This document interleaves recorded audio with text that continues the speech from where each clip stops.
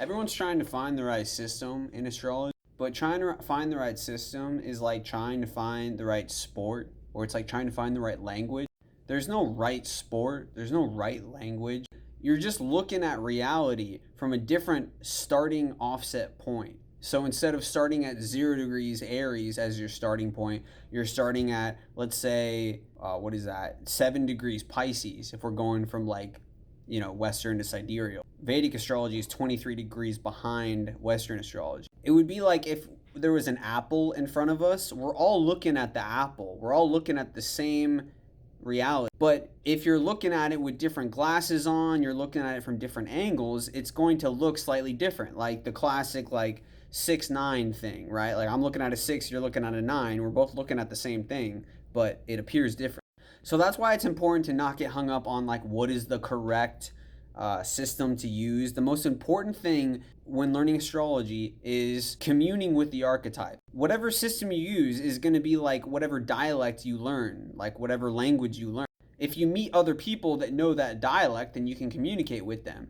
But if you're speaking two different languages, it doesn't matter what you're looking at. If you're looking at an apple and you're speaking two different languages, it's not going to help you. Now, there is something to be said about somehow looking at reality for precisely what it is. I kind of talked about it in the Ascendant video. For example, I've heard Sanskrit, the language, is like vibrationally the closest to what we're actually talking about, which is kind of a trippy concept. But like the word for apple in Sanskrit, I don't know what it is, but is like vibrationally the closest thing to the actual apple. And I think that English is probably backwards. It's probably a psyop. But that doesn't mean it's wrong. It doesn't mean we can't accurately describe reality with English. Now, if there was a system of astrology that was the closest to that idea of how Sanskrit is like vibrationally accurate to reality, in my opinion, it would simply be your personal relationship with each archetype, with Aries through Pisces or,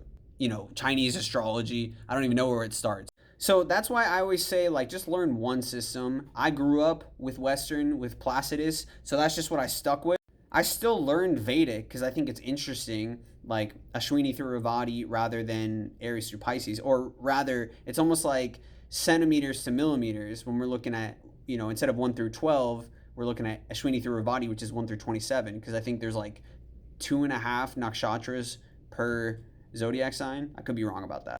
But the point is I learned another language so I could speak a different language, so I could understand a different starting offset point, essentially a different angle of astrology. Now you can go your whole life just knowing one system. You can go your whole life just knowing one language. You can go your whole life just knowing and playing one sport. But it's not going to help you to try to cross the sports. For example, hockey and soccer have offsides, but they mean different things.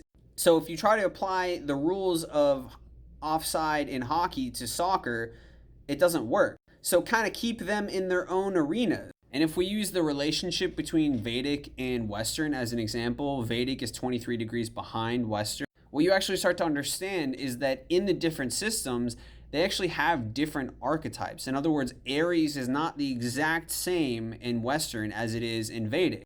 Same thing with any other system. You're actually dealing with slightly different archetypes. So that's why I talk about communing with the archetypes as the fundamental. We don't have to agree on the archetypes because the archetypes are meant to have personal relationships with us. Sure, we can help each other understand these different archetypes, but again, it would be like trying to teach somebody a Chinese symbol so they can better understand a dog. It's like, no, you can just learn English, learn what a dog is in English, and then learn what a dog is in Chinese. You don't have to combine them.